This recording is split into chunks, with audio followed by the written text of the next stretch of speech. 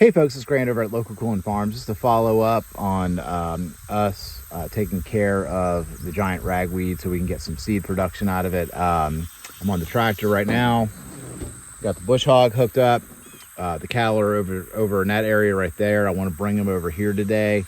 So I'm going to go ahead and I'm going to bush hog around the this giant ragweed patch, and then I'm going to put a line around it to keep the cattle from out of it.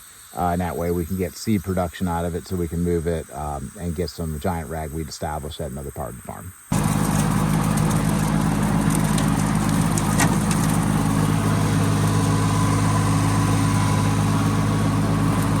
All right, we got the cattle moved into the next grid.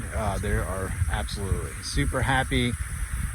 They got more forage they could possibly eat. They got more shade they can possibly use. So it's a good deal.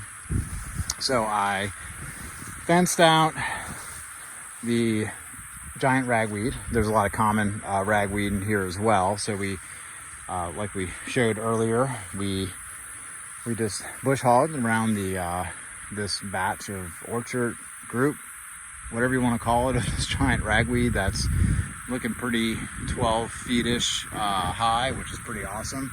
So what we're doing with this is that we are going to let this area or this group of giant ragweed go to seed, and then we're going to either collect the seed heads, or I'm going to come in and scrape the topsoil in here and put that little bit of topsoil in another area to also transport the seeds over. So I'm going to prep an area on the farm with compost in a strip, an elongated strip to form a hedge, and then I'm going to sprinkle all this material that I can scrape up in here on top of that, and it will therefore be seeding out the giant ragweed.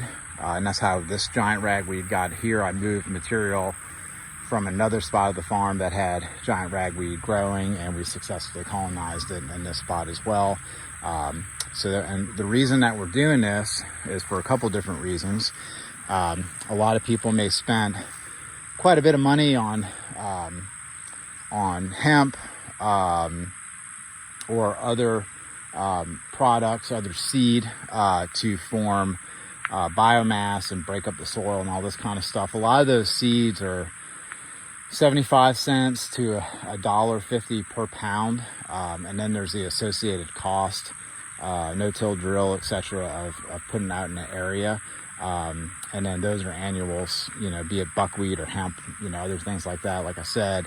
But giant ragweed is a native. It's free seed. It doesn't require much work to get it colonized in an area. And the best part about it is it's got a great protein content. So the goats actually, and the cattle, eat it very well. Forms a lot of biomass. The seed, which is actually a pretty large seed, is a feed for, quail and small birds and rodents and all that kind of stuff. So it feeds the habitat, and it creates habitat. It creates mostly cover and concealment for birds and other things. They don't really nest up in it, but they can certainly go hide into it. And then when we're tired of it, if we don't want the hedge of it and we feel like it's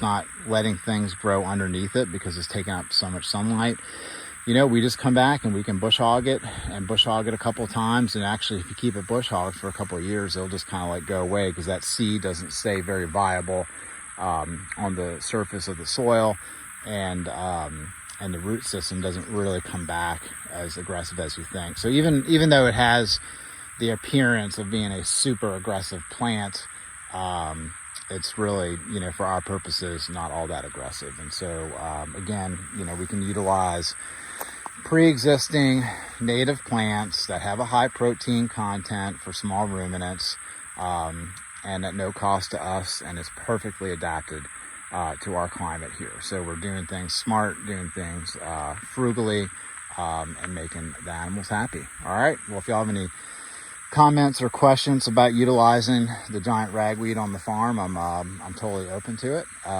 Appreciate your feedback. Follow the channel, do good things, and have a great, safe July 4th weekend.